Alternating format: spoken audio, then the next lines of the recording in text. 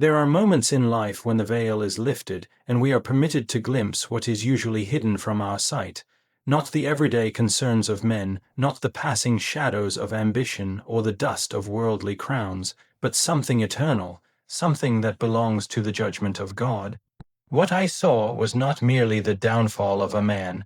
It was the unveiling of a truth older than kingdoms, stronger than empires, more enduring than any throne. For there is a law written into the fabric of creation itself. No power that exalts itself against the Maker will stand forever. Pride can rise like a mountain, but it will be broken into sand. Authority can be grasped with iron hands, but those same hands will tremble when the one who gave life withdraws his breath. It is shocking when God shows us the end of human power. Shocking not because it is unexpected, for every history book testifies to it, but because we forget. We are dazzled by the noise of crowds, the pomp of office, the trembling awe of titles. We forget that the highest chair is only wood, the crown is only metal, and both will return to dust. I was shown a man removed from power, not by armies, not by conspiracies, not by the shifting favor of the people, but by a hand greater than all these, the hand that opens and no one can shut, that shuts and no one can open. His removal was not chaos, it was order, not injustice, it was justice. And in that moment I understood God's patience is long but not endless. His mercy calls again and again, but when ignored, his judgment arrives with finality. This vision was not meant to leave me boasting, but trembling, for if power can be stripped from another, it can be stripped from me. If God can set one down, he can set me down as well. The fall of another is not a spectacle for entertainment, it is a warning. It whispers to every heart, examine yourself, walk humbly, use what is entrusted to you for good, for one day the giver will ask for it back. Do not marvel that God removes men from power. Marvel instead that he allows us to hold it at all. Every office, every influence, every gift is on loan. It was never ours to own, but his to lend, and when he reclaims it, he does so with perfect wisdom, even if our eyes do not yet see. The shocking part is not that someone was removed. The shocking part is how blind we were to think they never would be. Every power on earth is borrowed, God alone is the true source of authority. Every power that rests in the hands of men is not their own, but borrowed from the one who holds all authority in heaven and on earth. We live under the illusion that kings and rulers, leaders and voices of influence have carved their strength by their own effort, as though their wisdom, their cunning, or the loyalty of their followers were the foundation of their authority. Yet beneath the surface lies a deeper reality. No throne is secure unless it is permitted by the eternal King, and no crown sits on a head unless it is placed there by the hand that rules the cosmos. Men may deceive themselves into thinking their power is self-made, but every breath they draw and every heartbeat that sustains their life comes from the one who grants and sustains existence. If even life itself is borrowed, then how much more the fleeting honor of worldly authority? Consider the rise of kingdoms through history. Empires that once spanned continents are now reduced to ruins, their language is silent, their banners nothing but fabric eaten by time. What seemed unstoppable in one age is forgotten in another, and yet we are slow to learn the lesson that power is never ultimate when it is built on human pride. Authority is a trust given for a time, a sacred stewardship, and when it is misused, the giver has every right to take it back. This is why no man, no matter how mighty, can boast in his position. His role is not his possession but his assignment, and the one who assigned it watches how it is carried out. To see this truth clearly requires humility. When a man reaches a height of influence, he is tempted to believe he has earned it by his cleverness, his strength, or his persistence. But what is cleverness if not a mind shaped and sharpened by the Creator? What is strength if not muscles knit together by divine design? What is persistence if not the breath of life sustaining him day after day? Stripped of the illusion of ownership, every ruler stands bare before God, with nothing to claim except what was graciously given.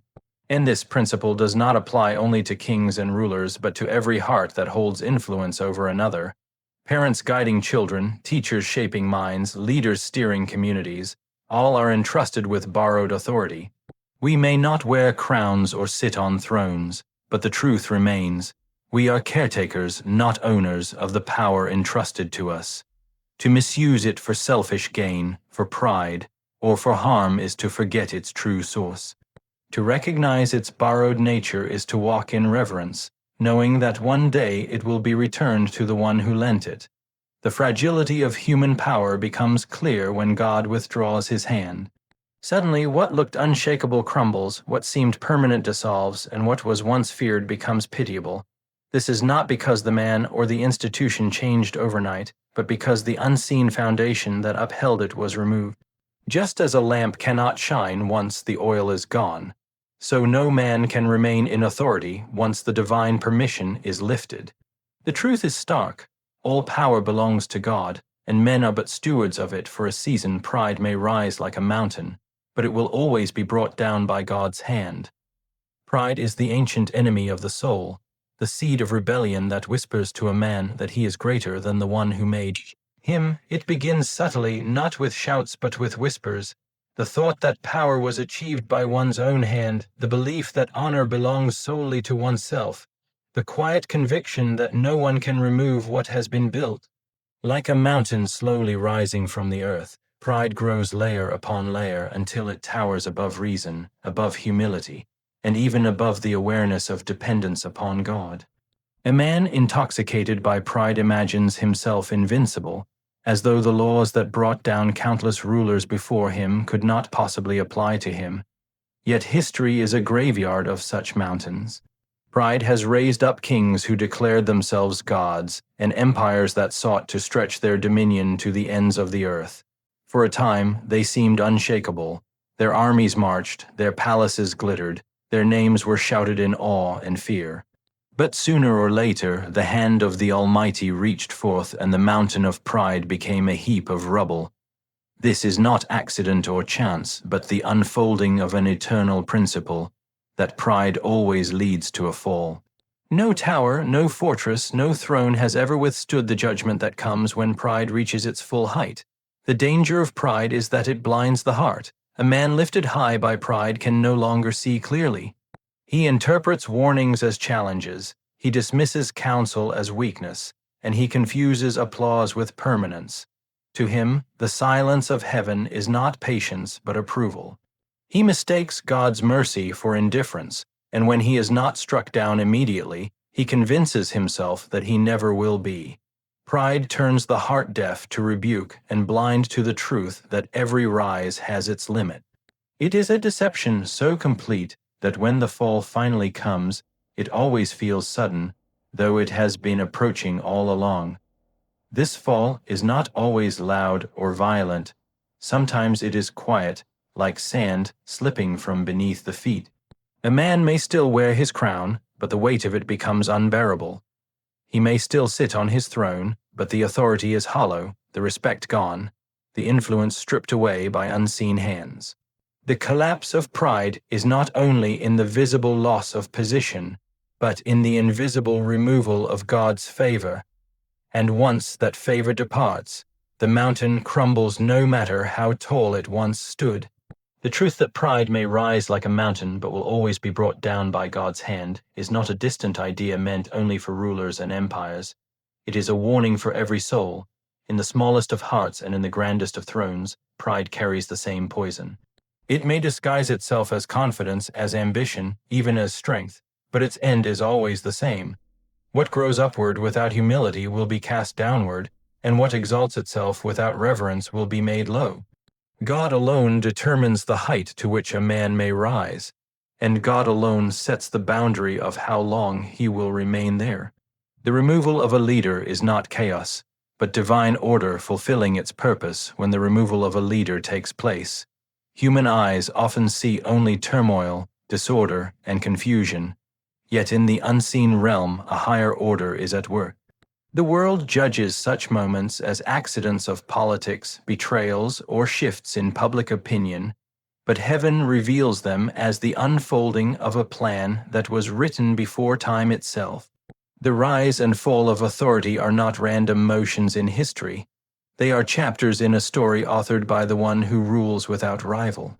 What men call chaos is often the exact point where divine order is being established, where hidden corruption is exposed, where justice is no longer delayed, and where the purposes of God move forward in ways no human could design.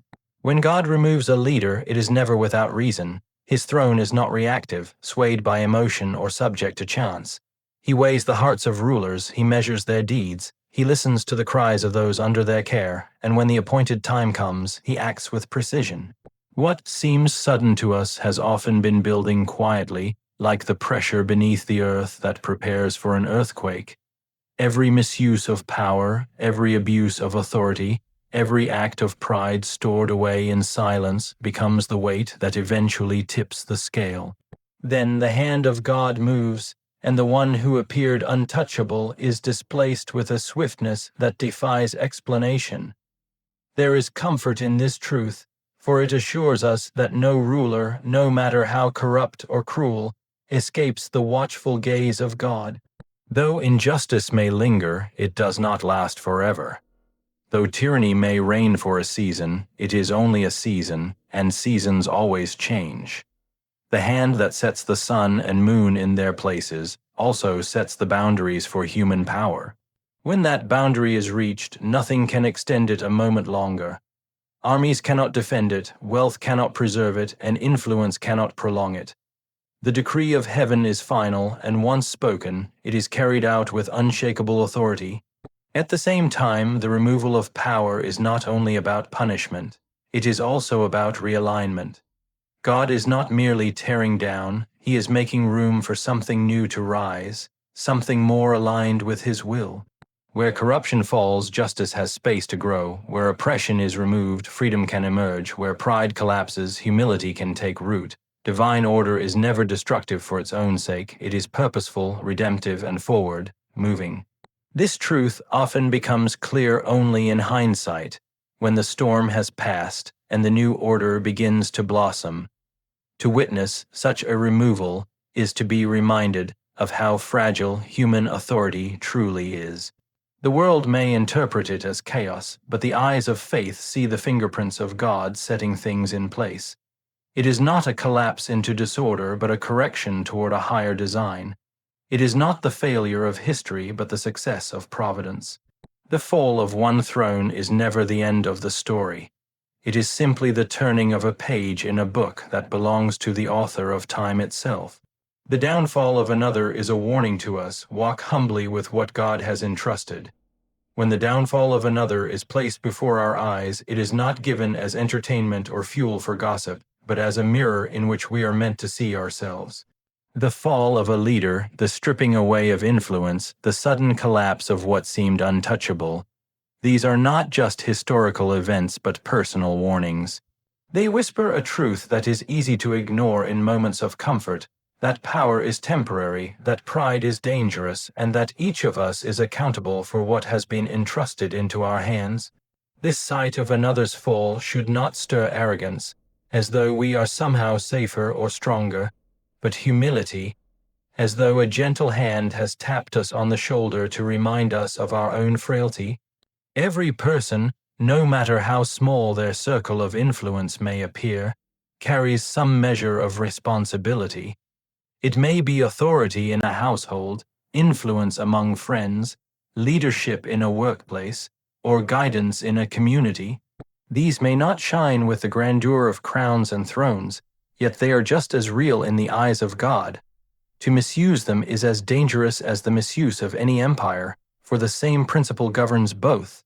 What is given can also be taken away. The fall of another is not distant from us. It is a reflection of what could become of us if we forget the true source of our strength. The warning comes not to crush but to awaken. A man who sees another stumble should not laugh but examine his own steps. A woman who hears of another's pride leading to ruin should not boast in her humility, but guard her heart more carefully. The stories of downfall that echo through history, whether they are kings cast from their thrones or leaders stripped of their voices, are written as living lessons to remind us that humility is safer than pride, and stewardship is holier than ownership. To watch the fall of another and remain unchanged is to miss the very purpose for which the vision was allowed. In the quiet of the heart, the warning becomes deeply personal. How do I treat the authority entrusted to me? Do I use it for service or for self? Do I remember that it was given, not earned? Do I recognize that the hand that placed me where I stand has the right to move me whenever he wills? These are questions that only honesty can answer, and their answers shape the path of our future. The fall of another should ignite not condemnation but reflection, not pride but repentance. The truth is sobering, yet it is also filled with grace. If the downfall of another shakes us awake, then their loss becomes our safeguard. If their removal teaches us to walk humbly, then their fall becomes the ground upon which we stand more carefully. The warning is not meant to paralyze, but to sharpen our awareness of how fragile every human position truly is. To see another brought low is to hear a quiet call. Tread carefully, live humbly, and hold loosely what was never truly yours to keep. The shocking truth is not that power ends, but that we forget it ever would. The shocking truth is not that power comes to an end, but that human hearts so easily forget it ever would. From the moment authority is given, there begins a subtle illusion that it will last indefinitely. Crowds gather, voices applaud, influence grows, and slowly the mind begins to imagine permanence where there is only passing. The throne feels as though it were built on stone, when in reality it rests on shifting sand. What blinds us is not the strength of power itself, but the forgetfulness of its temporary nature. To forget that authority has an end is to live as though eternity belonged to us, when in fact we are only passing through time as travelers. Throughout history, men have written their names on monuments, carved their likeness into stone, and ordered the world as though it would always remain under their control. Yet centuries turn, dust covers the stones, languages vanish, and the monuments themselves crumble. The lesson repeats again and again, yet each new generation convinces itself that it will somehow escape the pattern. The forgetfulness of mortality is perhaps the most consistent flaw of humanity. We are shocked when power collapses, though every graveyard testifies to its inevitability. We shake our heads at the fall of leaders, yet are surprised when time eventually knocks on our own door. This forgetfulness breeds pride, and pride makes the fall even more devastating. When a ruler believes his power unending, he acts with a recklessness that hastens his own undoing. When a man forgets that authority is a gift, he twists it into a weapon of selfishness. What makes the collapse so jarring is not merely the fall itself, but the blindness that preceded it. We are startled not because power has ended, that is expected, but because the illusion was so strong that we never allowed ourselves to believe it would. In truth, the downfall was always near, always certain, always approaching with every tick of time. To remember that power is temporary is to live wisely. It brings humility to those who hold authority and perspective to those who follow. It strips away the illusions that wealth, fame, or strength can shield anyone from the end. The shock of downfall is lessened when one has already acknowledged its inevitability. Just as the setting of the sun does not surprise the one who watches the sky, so the end of influence does not shatter the one who knows it was never meant to last forever. The great danger is not in losing power, but in clinging to it as though it were eternal. The hand that gives can take away, and to forget this is to build one's life on a foundation destined to collapse. The wisdom of remembrance protects the heart from arrogance and prepares it for the moment when the season changes. The truly shocking part, then, is not that power ends, but that so many live as though it does not. The forgetting blinds us, and the blindness ensures that when the end comes, it feels sudden, though it was certain from the beginning.